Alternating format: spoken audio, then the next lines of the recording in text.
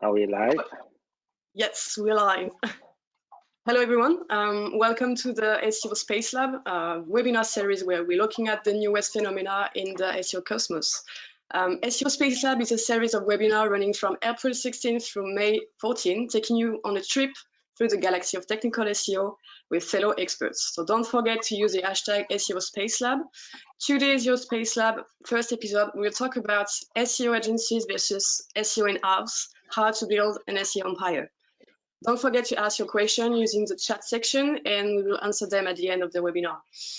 I'm Emma. I'm the head of marketing at Oncrawl, and I will be your host for this episode. I'm really pleased today to have some amazing guests, Sido, Tom, Jepson, and Kevin Gibbons. So thank you guys for being with us. Yeah, thanks. Thank you. So let's play a quick game to introduce yourself. I will ask you 5 questions and you need to answer in one answer. So Kevin, if you want to start, what is your current job position? So I'm founder and CEO at Resignal, an SEO and content marketing agency in London. Can you tell us more about your past experiences? So I've been involved in SEO since 2003. So kind of from the days of very much making it up as we go along, all the way through to today. And a lot of that experience has kind of come from a technical background, moving into more creative, and now probably more kind of strategic, business minded in terms of what I do and how we approach working with our clients. Great. Do you have any SEO specialties? I feel like it's being around a while, so having seen a lot of different industries, problems, it's almost experience now that means if I don't know how to do something myself, I normally know someone that can help. So I always feel like it's not so much a specialty, but more that experience and network that can help solve different problems. Favorite SEO topic? How to make money from SEO. That's a good one. And worst SEO nightmare? Oh, people that are obsessed with small details. I think we're kind of it's the flip side of the kind of the positive side is how do you make money from SEO. The negative side is, I don't know, let's get obsessed over what we're doing very, very tactically without having a bigger picture strategy behind it. Okay, cool. Thanks for the intro, Kevin. Okay. Omi, would you like to follow? So what's your current job position? Yeah, hi, my name is Sido, and currently I'm the senior technical SEO for Canon Europe. Okay. We all know Canon, right? So where did you work before? Before Canon, I was working for Daily Mail. You know, I do in-house and freelance. So actually, I've worked for many clients. What's your SEO specialties? I would like to say that I specialize in technical SEO, but as Kevin said, I do everything basically. I guess you have a favorite SEO topic as well, so can you tell us? Favorite SEO topic will be crawling and fixing technical SEO issues. Basically, Kevin stole my line. I also love talking about SEO and how to make money. And what is your, the worst question you got asked often? The worst question is about content. How long? How short? It's really pissing me off. People should know by now. It's 2020. Thank you, Omi. Thank you very much. Tom, so what are you doing at the moment? Hi guys, I'm the technical director of Footprint Digital. We're a search marketing agency based in Colchester and London. Okay, and any past experiences before that? So yeah, I go back to about 2003, 2004. I built a search engine at university, and then got a job as a web developer for an agency that did something called SEO, which, even though I'd kind of built a simple search engine back then, I had no idea what that was. But as they say, the rest is history. I kind of got hooked on it. Became the head of SEO there, grew to about 60 people.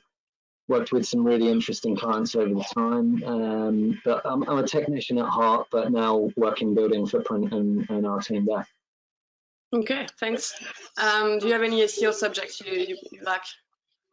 I guess it has to be technical SEO, but also tool building with my programming background. That comes in quite handy. But I think where I'm best is kind of at the strategic work and also education and training and kind of communicating those technical elements and bringing it to a kind of business focus and making it, well, digestible, if that makes sense. Yeah, thanks. And last question, favorite SEO topic and worst SEO nightmare? I think anything around the algorithm is in trying to decipher that is cool. The tool building and automating things is kind of my love, as well as the teaching side of things. The nightmare, the one that just bugs me is the classic, do you think we could render this so that the search engines can see it, but customers can't? That's still going around somewhere closely. Okay, thank you guys. Thank you for this quick introduction. So let's follow with the question, with the core of the subject today. So pros and cons of working on the agency side versus in-house is a subject that has been discussed a lot, as you know. What I'm really interested in today is to better understand how both sides organize their SEO approach and strategies, and to discuss with you today about your own experiences. So the first question I want to ask you is, as a quick introduction, what are for you the main differences between working for an agency versus in-house? So maybe, Kevin, you can start.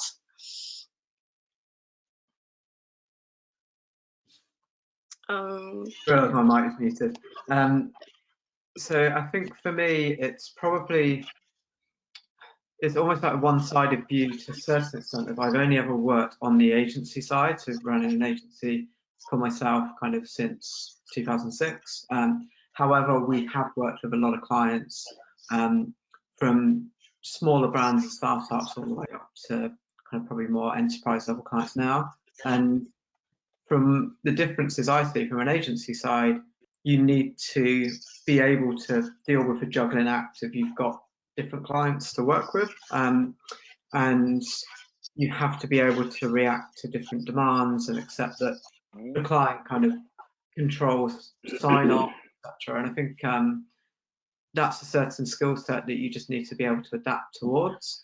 On the in-house side, obviously, it's you get more time to focus on a single project, and you get to know that brand inside out just by sitting in the building. So for us, I don't think it's one or the other. I actually always advise, certainly with graduate level people in our team, that it can be useful to see both sides, and we try to bring them together as much as we can, largely by having like an integrated solution, so you can work as an agency within a client's office, for example, and the more that you can see both sides, the more you're truly a partner.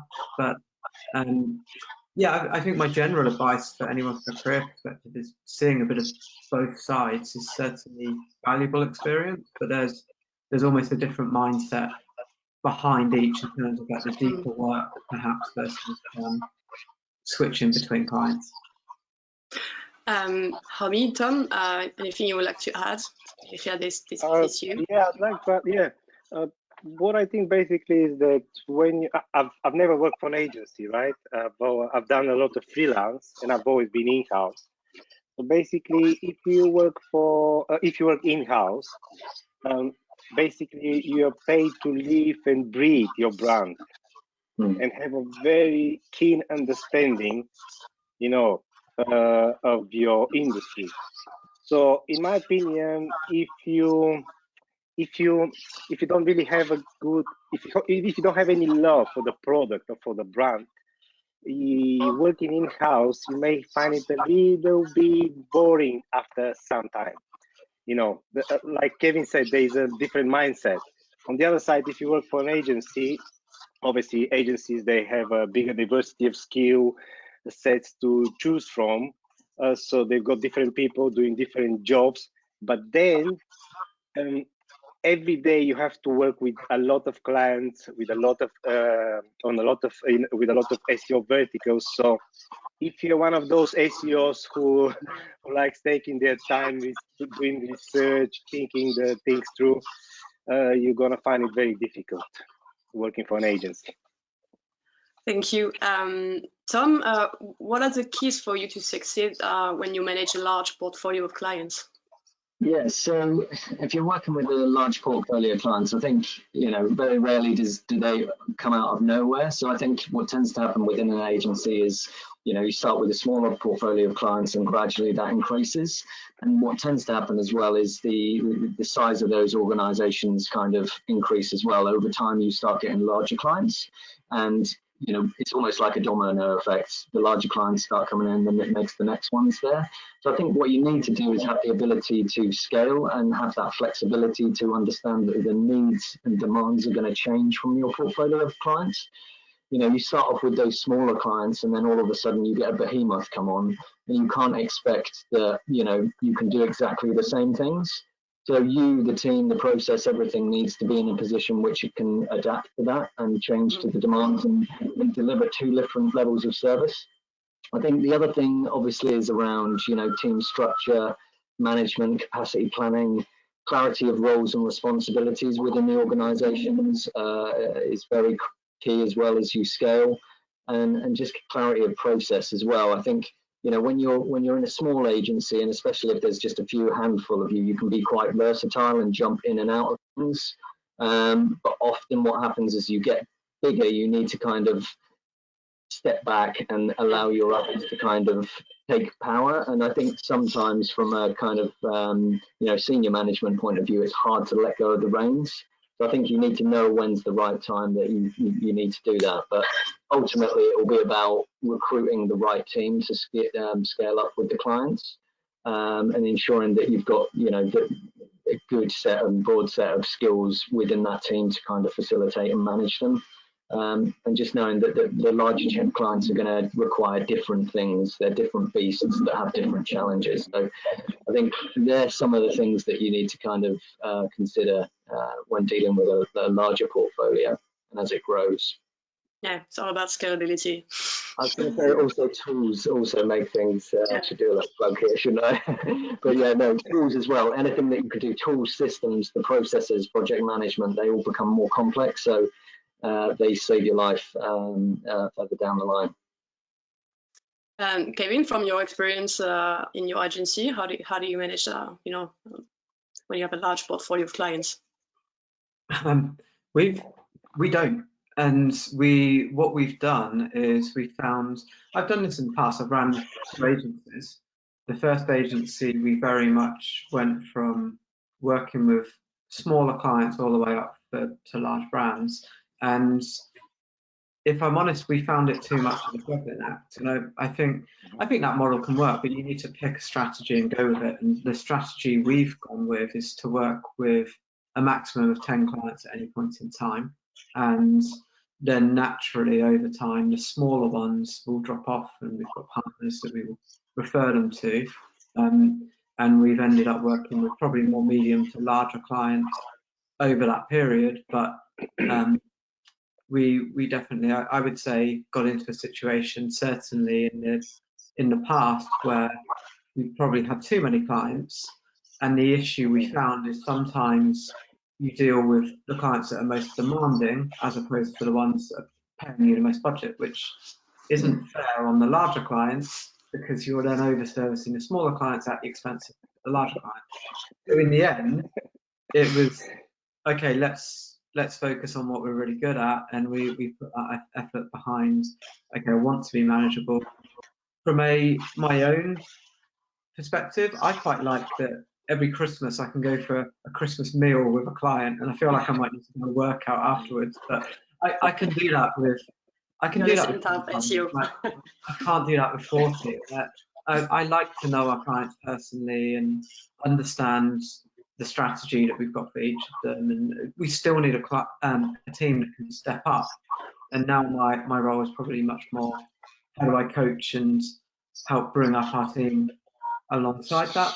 But yeah, I'd say we picked a strategy very purposely of let's work with a small group of clients and actually cap it to the point that we always know what we're working with. Mm-hmm. Thanks, Kevin. I absolutely agree with the agency guys. I just want to say that.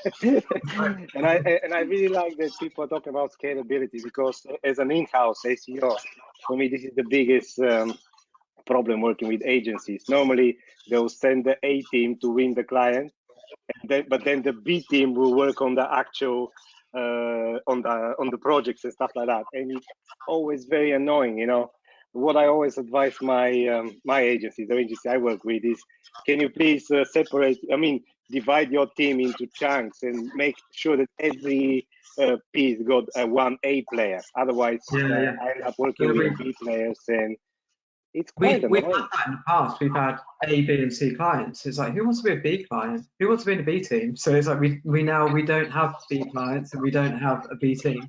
Yeah, I mean, you pay money, so you want to see value coming back to you. So exactly. You need to spread the talent across the client base as well. You can't get one SEO rock star that can just do stuff. You need to, that's where education comes in and is so key and vital to all of this, really. It's about transitioning and transferring that knowledge across the team, so that you're not just a one-trick pony with, you know, one person that's really great and the rest are mediocre, or, you know, that's Tom said, I think the short answer Tom said is scalability, being able to scale. If you can't scale, you're dead. Talking about value, as you said, Homi, that's actually the heart of the, you know, the SEO. So how do you prove it to your clients, to your board? You know, how do you prove the value of your SEO recommendation? Maybe Homi, you can start. Yes, of course. Well, nowadays everything is about data, right? So being able to provide reliable and honest data, you know, because I'm so annoyed when I'll talk from an in-house point of view. You know, I'm so annoyed when agencies are just coming up with random data, even though very often it sounds very funky and, oh, let's do it, you know, the client is actually not able to do it. So coming up with honest and reliable data, you know, and then as an agency or even in-house, you know, you have to be able to prove that your SEO actions are actually delivering something to the table. Most of the time, this is money, revenue, right? Because there's no point. I hate when agencies come to me and they're like, okay, last month you've got 50% more visits. And my boss is like, so what? I don't care. Did we make more money? No, yes. This is more important. So yes, the only way to prove that SEO is bringing value is to understand that SEO is part of, can you actually see me? Yeah, SEO is part of digital marketing. Digital marketing is part of business. And business is all about making money, right, guys? I don't know what you think. I think we all agree with that. Yes. I mean, that's life. You don't pay salaries. Sorry, you don't pay salaries with more visits. If people come and don't buy from you, you're not going to be able to pay the salaries of in-house or agencies. So we all have to understand that SEO is part of business. It's not a separate entity. It's all part. Tom, do you have any, you know, valuable indicators you use to prove your recommendation? Yeah, I just want to champion what Omi's saying as well. It's got to drill down to actual business outcomes and needs. That's what recommendations and things need to be bound to. I think, you know, rankings and traffic are important KPIs and they keep people interested for a little while, but ultimately it's about the bottom line. It's about the goals. It's got to have that kind of commercial or conversion focus. And that's how you've got to position the recommendations, really, is how are they going to influence those outcomes. But I think really it's around prioritization as well. I think traditionally, and I'm going to speak for myself as well, you know, tech SEOs, we have a list of, I don't know, 190 different point checks that we're going to go out and we're going to tick, yes, this one's a problem, this one's a not.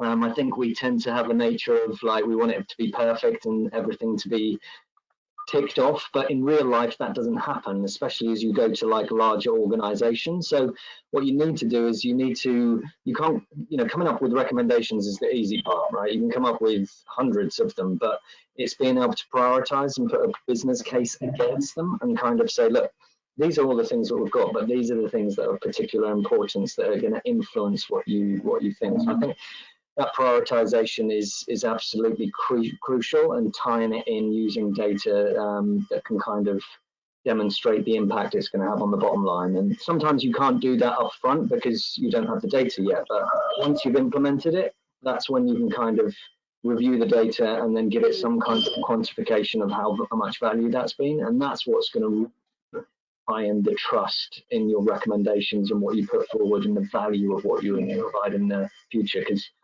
ultimately, it's our knowledge, insight, creativity, ideas that, you know, is the value that we provide to customers and clients. Absolutely. Thanks. Kevin, how do you keep track of your results? So it's largely measurement tools. Analytics is probably the main one, just in terms of how we do in terms of organic traffic and revenue. In some cases with clients, we have, in the early stages, we'll set up KPIs. I'll always recommend we have one almost like North Star goal. What is it we're really trying to target? And as much as that can be organic revenue, that's normally the big one. Certainly if it's, say, e-commerce or travel, that's very measurable, that would be the case. And then we've built our own custom Visual Studio dashboards to know where we're how we're performing, and we'll continually bring in third-party tools like Oncrawl, for example, from the perspective of showing where there's different issues, which is very valuable. But really, I think that the big thing is analytics, proving that performance, but also making it measurable. It's not just, certainly if it's an enterprise level client, you can't just say, this is what's happened overall. You need to show these are the key areas you've been focusing on. What does that mean to the business in comparison? If it's e-commerce, you've got a category. If it's travel, it might be a destination. It makes it much more measurable that way, when you can say you put your effort in one place, what's the outcome?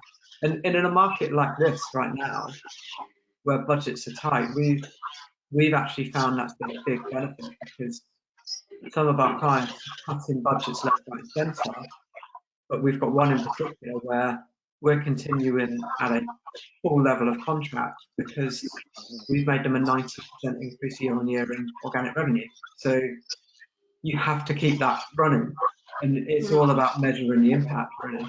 But yeah, completely from the business value. Thanks. So let's move to another question. So on a scale to 1 to 10, how important is it for an agency to have a dynamic SEO-oriented brand image? Maybe Tom, you can start. Yeah, I think 11. I think it's hugely important, right? And I think as SEOs, you know, we have to change. You know, our environment changes every single day, so we have to evolve. Not to mention the fact that, you know, SEO, where does it even start and finish anyway nowadays? You know, that's becoming ever more and more blurred. And I think, you know, that's a great thing. In actual fact, I think if I'd been spending the last 15 years doing, you know, exactly the same things that I'd been doing at the beginning, I wouldn't be in this job. But it's that kind of shedding of skin and learning new things, new technologies, new tools, breaking the rules, you know, to try new things that make it kind of appealing and exciting. And I think as an agency, you know, you have to be seen as kind of cutting edge and pushing the boundaries. And I think that's not just for, you know, external perception of clients looking in thinking, hey, these guys know what they're doing. It's also a really important thing internally as well from within the team. Because if your team is driving innovation, that's what gets everybody fired up, and that actually inspires people within the team to follow suit, which, you know, in my experience is such an important thing when you're trying to grow and develop a team there. So I think, yeah, you certainly definitely need to be dynamic in that sense and change with the times and be on the edge. Omi, do you think that this is important as an in-house or as your, as a previous freelancer? Yes, definitely. You have to evolve, because I remember at the beginning because I was coming from development, I was only doing technical SEO, and then I realized, oh my God, now I have to learn marketing, social media, everything, But to answer your question, of course you have to evolve, because let me tell you that I love running. So if I want to buy new shoes, currently Nike makes the best running shoes. I'm obviously going to go to them, even though everybody's telling me Asics. No, it's Nike, so I'll go to them, So yeah, you have to try and evolve and constantly improve, And Tom, how do you think that an agency can develop and promote his brand in SEO? Content and links. No, I think content's a key thing, right? And developing a voice online that is used to demonstrate, their skills, abilities, their level of understanding and expertise. I think things like R&D are key there. Things where you're breaking rules and conventions. I mean, that's part of the thing, that we all love about SEO is there's no kind of definite certainty. So we have the opportunity to try new angles and challenge old concepts. And I think that really resonates, not just with clients and things like that, but also within our own community. I mean, that's what gets us all excited, I think. So, all those activities are going to strengthen the perception of brand and demonstrate that you know what you're talking about. I think the other thing that should be done is obviously around education. SEO and a lot of digital marketing is such a kind of unknown, ever-changing, hard thing for people to get their heads around. So I think if you can adopt a strategy that empowers and educates people and inspires them and allows them to see the opportunity of that, through that process, you also build enthusiasm about what you're doing, but also demonstrate your authority and expertise and build trust in the same way. And I think we're lucky as well in terms of an industry.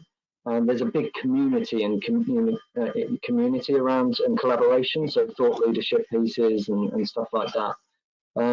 There's the other things that you can do, obviously case studies, but not just, okay, we did this and it increased it by X, Y, Z. I think when you're demonstrating those interesting and complex problems that you've overcome and discovering new things or unknowns for clients that change their perception of the world or the audience that they work with. The other thing that I'd also look into is your network and business connections. I mean, like businesses shouldn't be islands. So it's about going there and building relationships with other organizations and building your network. And, the word of mouth is the key thing. And that's not just through your network, but it's through the work that you do. If you can get, your clients kind of referring you because you've done a great job, that's, reputation. And I think the other thing to consider from an agency point of view is to consider the personal brand of your team. Brand is built by the people within it. So, you should be looking at ways in which you can help your team develop brands out there. Some of the individual people are bigger than the brands themselves. So I think motivate your teams to build those, and they're going to benefit as well as yourself as well, and the brand itself. Thank you, Tom. Very inspirational. Kevin, I know you've done quite a lot to promote your agency brand. So can you tell us a little bit more? We have, and to be honest, I've gone through phases. So I've ran various different, well, 2 agencies, but a couple of rebrands before, and we've put a lot of effort into the Resignal brand, so where it is today.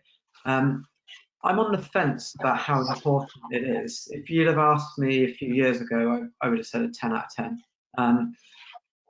I feel like it's less so now, but at the same time, I don't want to downplay it. The reason I say it's less is because when we look at, and we've actually asked our clients that we've asked them to score what's most important to them. What's most important to our clients is that we have a track record of achieving results. It's that we have expertise in our team. It's that we have sector experience to a certain extent is validation that we know what we're doing. And then there's other factors. Thought leadership is a form of expertise. I think you can go too far with it, and I think sometimes you can say, let's treat ourselves as an agency as our #1 client, and we'll put lots of content out, and we'll be very noisy, etc., etc. I think if you're looking for clients, that works, it makes sense. But I think in terms of kind of longevity of running a very good, solid agency that retains clients, growth with them, and can attract new clients, first and foremost, it's about getting results for those clients. If you're getting results with them, you then have strong case studies, you then have award entries, that turns into kind of retention first and foremost, growth of those clients, and then from there, you then attract more interest, referrals, and external. If we won an award, for example, we'll quite often get inquiries off the back of it. That's very good. But I think it's doing it from the right place. And thought leadership has a part to play. Speaking at events can be very powerful. Blogging is very powerful. But I think you have to come back to, in the same way that we market our clients to make money, you do the same with your agency. What makes you money? It's retaining your clients, it's doing good work, and it's attracting more of the clients that you want to get. So the agency brand and the proposition is extremely important, but it's not more important than what you're paid to do in the first place. So that's why I would almost say I'm not as strongly an advocate as maybe I would have been in the past, because you've got to get the prioritization right first, if that makes sense. Makes sense, yes. So promoting your brand is important, but personal brand is very important in SEO in general, not just for agencies, also for SEOs or for freelancers, you know, because let's be honest, if tomorrow I have to work with Kevin's agency, he works there, I know him, so I'm okay to work with him, you know. Or another example would be recently, what was the name? Rise at 7 hired Jerry White. They're PR agency. But now I know they're good at SEO because Jerry works for them. So personal branding is quite important. Yeah, and it's about trust. People trust people, probably. Well, I would say definitely. Yeah, people work with people, right? And actually, it's important to demonstrate your skills in SEO. So my next question would be, how do you actually, what are your best methods to showcase your SEO skills? Technical SEO skills, to be precise. Omi, want to start? Yeah, I mean, this one is easy. Blogging will be one of them. Blogging a lot, but not just for your company or agency or freelancer blog, but basically for everybody. And talking at conferences, but you have to be able to present real, verifiable data. I honestly hate when I go to a conference and an agency guy or any SEO, you know, basically goes there on stage and start talking about, oh, we did this, we did that, and I just take the URL, put it in Systrix, and there is nothing happening, you know. It's literally so annoying. And again, going back to developing your brand online, you know, you need this trustability, you know, because SEO is not exact science. So every time a company hires you, they have to be certain that you're going to bring value, you know, because if you go there and just talk rubbish, I mean, sooner or later somebody will check your data and you'll be like, no, this guy is rubbish. Next. Or agency, this agency is rubbish. Next. Kevin, what's your point of view on this one? Mine is to run controlled experiments and to understand what it is. The more you can test, the more that you learn. And in that type of environment where you know you're testing something specifically, you can see the impact or the non-impact. And based on that, you learn what's happening, the trends. I would say in SEO, quite often every sector can have differences. And I think the more that you can understand about what's working, the more you can grow. That's how I've got into SEO in the past. You can read, you can learn, but nothing is as strong as doing and seeing the results of that. And again, that's why I advocate almost like siloing your efforts to a certain extent, of showing what's working. So then when it becomes, certainly on the in-house side of how do you get buy-in to do more, if you prove something works on a small scale, you can make it bigger. If you try and do too much at once, it's hard to prove one way or the other. So yeah, kind of test and learn experiments would be my tip. Tom, anything to add? Well, the only thing that I'd add to the points that guys made there is, you know, it depends who you're trying to demonstrate it to. Because if you're trying to demonstrate it to other technical SEOs, then you can go full on. But if you're talking to general clients, then a lot of just the basic technical stuff is just going to go straight over their head. But I think that, you know, the ability to really demonstrate your technical skills is, you know, your ability to articulate and translate the technical into some kind of meaningful way, and, you know, make business cases. So in some ways, demonstrating your technical ability is almost your ability to be non-technical, if that makes sense. Because if you haven't given the client something to grasp and you've lost them, you know, that's not going to have the impact that you're going to think. You're just going to overwhelm them. So I think making them able to see something that they weren't able to see before, and that's going to be much more powerful. So it's almost the way that you can do some really clever stuff, but how can you communicate it to the people so that they can actually understand what that means? Because what's that mean? I have no idea what you're talking about. It's another language. So that would be the only thing I'd add to that. So you need to speak your client language. Which most of the time is the business language. Revenue. Exactly, yeah. It comes back to, you know, demonstration of value and right? So as an agency or in-house team, what are some of the top strategies to build technical and SEO skills? Who wants to start? I'm going to start. I'm going to be quick. You know, no, I mean, because I'm in-house, you know, and I know agencies, they normally build people from ground zero.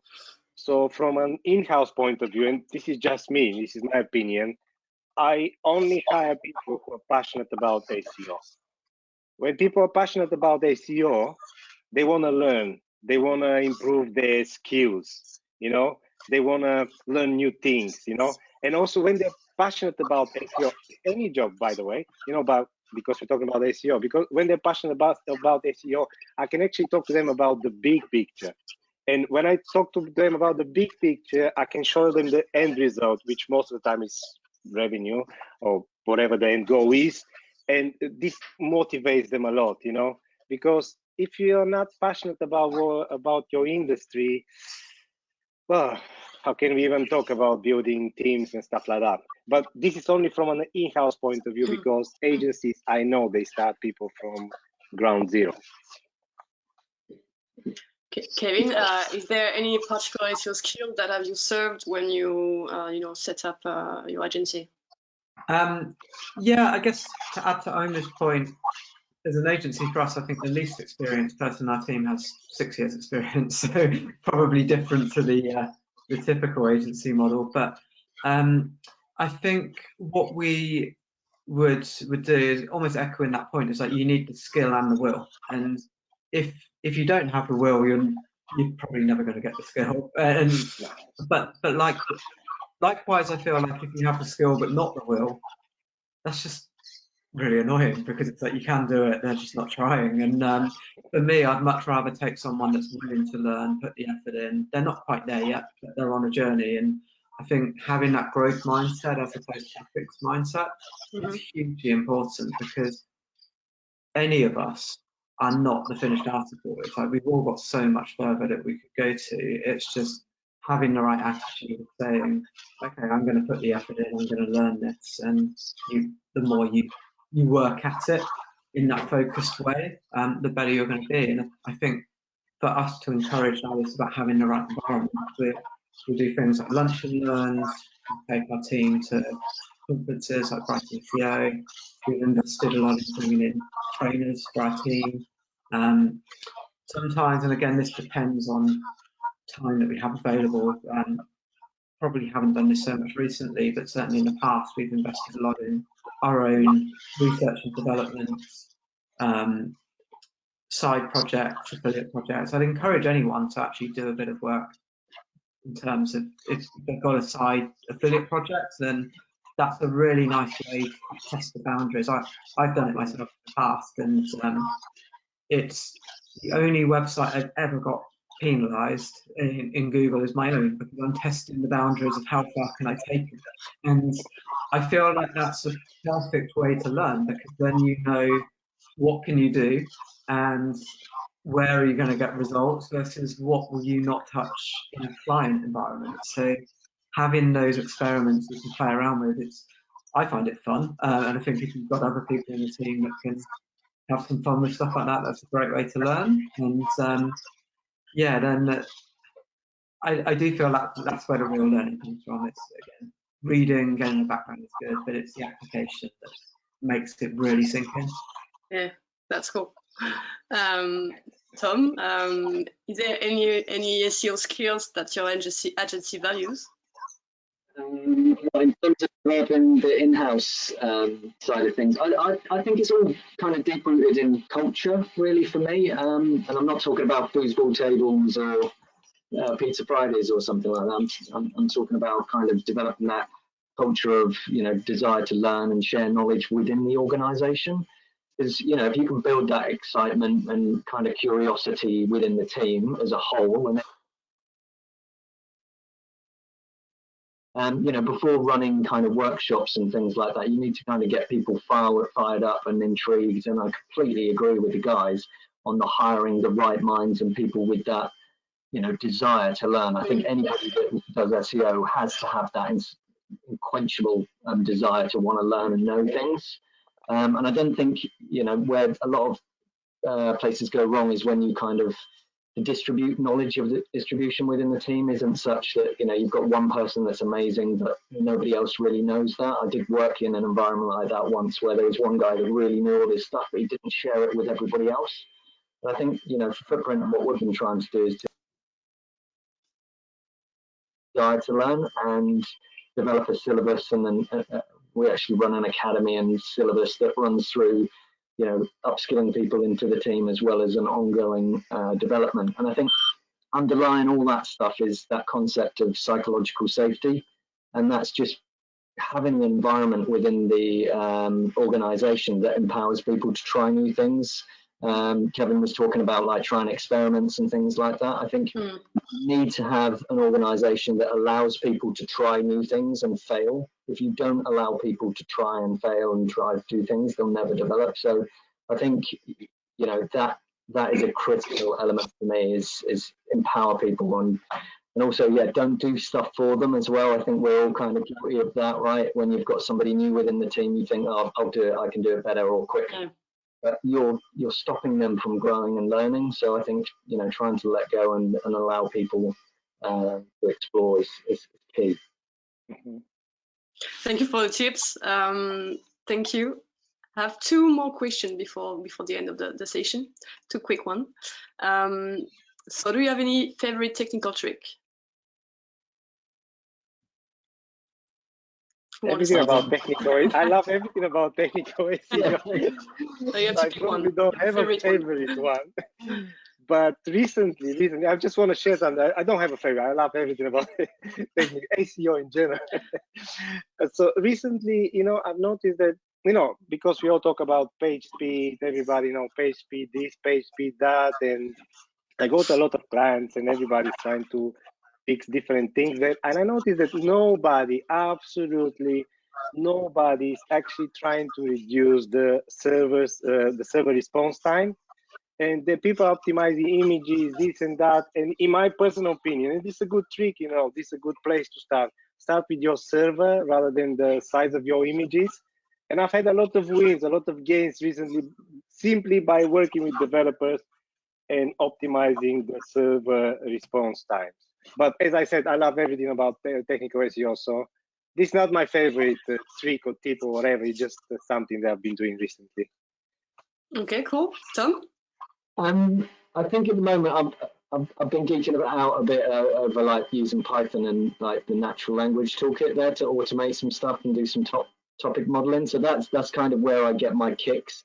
I think trick or tip, I think it wouldn't be a technical one, so it's kind of cheating. But I think one of the things that we all kind of are a little bit guilty of is not going back to pages that you've optimized. So often we'll go through a site and go through an on-page optimize and go to the next, and then the next and the next, and we rarely go back and actually look at the page again. So I like to kind of go and say, look, you do optimization of a page, then you leave it a week, and then you go and start looking in things like Search Console to see what other keywords might be doing, and you do further optimization. So I think just as a tip, I've cheated here, it's not technical, but I'd say, you know, get into that habit of going back and re-optimizing. On-page optimization is like a one-off, move to the next kind of thing. Sorry, I've cheated. Thank you for your tip. It's a good tip. Kevin?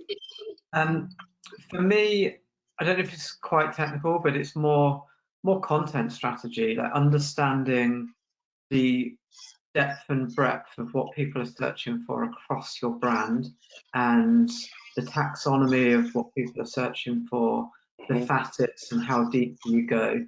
That type of thing, I think, is what really moves the needle on search, certainly in e-commerce.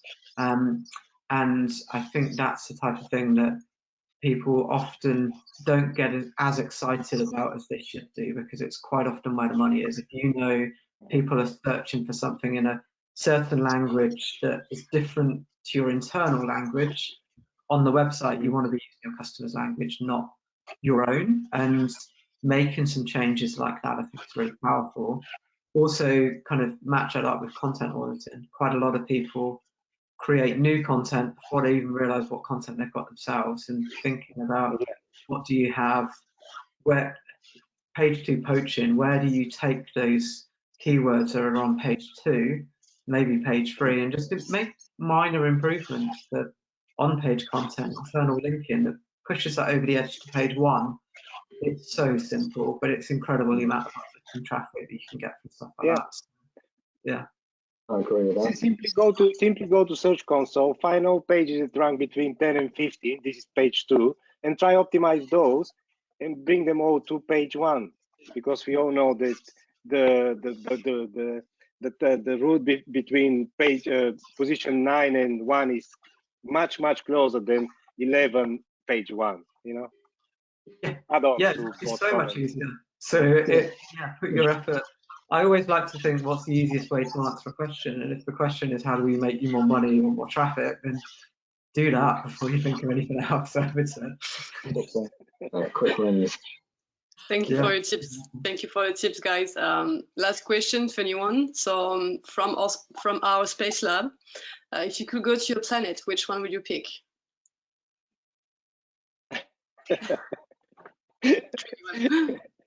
Probably Jupiter, because it's the biggest one. Always bigger and better. I don't know the name of the planet, but I read about a planet somewhere that like defines physics, and apparently it's like twice as close to Mercury and rotates around the sun every 2 days or something, but it's exceptionally hot. But due to the gravitational pull of the sun there, there's ice that doesn't melt despite being in incredible temperatures. I thought that's pretty crazy. So yeah, I'm going to choose that. Nice pick. I'd be happy just to get outside my house right now. You don't get to see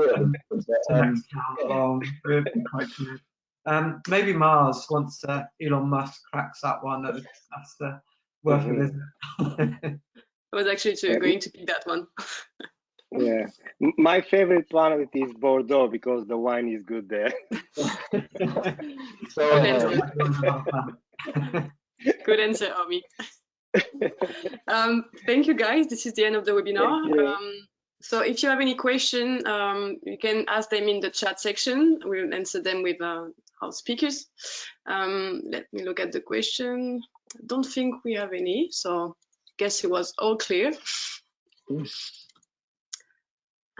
Okay, no questions so far. So thank you everyone for your time and for sharing your own experience. I learned a lot from you, so thank you again. Our next SEO Space Lab episode will focus on using Google API with Python for content optimization on April 21. With Clément from the Oncrawl team and Sacha Dagaye from Power Digital. So don't forget to register to the next episode and join us there. So please use the hashtag SEO Space Lab if you have any question, and see you next time. And thank you guys again for joining me today. It was a real pleasure to have you. Thank you for inviting me. Bye. All the best.